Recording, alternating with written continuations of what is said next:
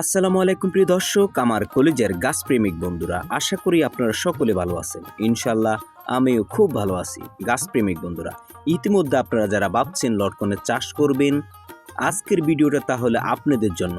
কিভাবে লটকনের চাষ করলে আপনারা ভালো লাভবান হবেন, কিভাবে গাছের পরিচর্যা করা লাগবে, এ টু জেড অল্প কিছু বিষয় নিয়ে আলোচনা করব।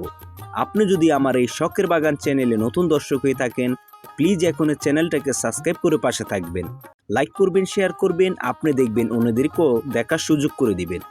এইভাবে ভিডিও পেতে প্লিজ আমার চ্যানেলটাকে সাবস্ক্রাইব করে পাশে থাকবেন। এই চ্যানেলে প্রতিনিয়ত গাছের ভিডিও আপলোড দেওয়া হয়। গাছপ্রেমিক বন্ধুরা, লটকন গাছ যে মাটিতে ভালো হয়, অবশ্যই দাঁড়াইশ মাটি কিংবা বেলে মাটি হলে লটকন গাছটি খুবই ভালো হয়। এবং গাছটা রোপণ করার নিয়ম, চারিদিকে 1 মিটার 1 মিটার করে গোল করে গর্ত করে গর্তের থেকে মাটিটা উঠিয়ে মাটির সাথে গোবর সার এবং টিএসপি পটাশ সার মিক্স করে মাটিটা আবারও গর্তের ভিতরে দিয়ে দিবেন। দিয়ে দেওয়ার পরে 15 দিন পরে আপনারা গাছটি রোপণ করবেন। মনে রাখবেন, গাছটি রোপণ করার সময় আবারও মাটিটা একটু নেড়ে চেড়ে নেবেন।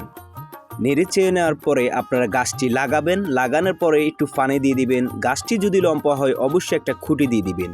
তারপরে যেটা করবেন আপনারা বন্ধুরা, প্রত্যেক 6 মাস পরে টিএসপি পটাশ এবং গোবর সার মিক্স করে গাছের গোড়া থেকে 1 বিঘা ফারাগে খুবই সুন্দর করে ঘুরিয়ে দিয়ে দিবেন। তাহলে গাছটি খুবই তরতাজা এবং স্বাস্থ্য হবে, প্রচুর পরিমাণ ফলন হবে।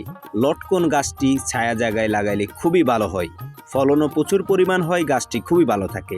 আপনারা যারা ভাবছেন লটকনের চাষ করবেন, চারা খুঁজছেন, আপনাদের যাদের ভালো জাতের চারা লাগবে অবশ্যই ডিসক্রিপশন বক্সে নাম্বার দেওয়া আছে, যোগাযোগ করে খুবই অল্প মূল্যে ভালো ভালো জাতের লটকনের চারা নিতে পারেন। ভালো থাকবেন, সুস্থ থাকবেন, কথা হবে অন্য ভিডিওতে।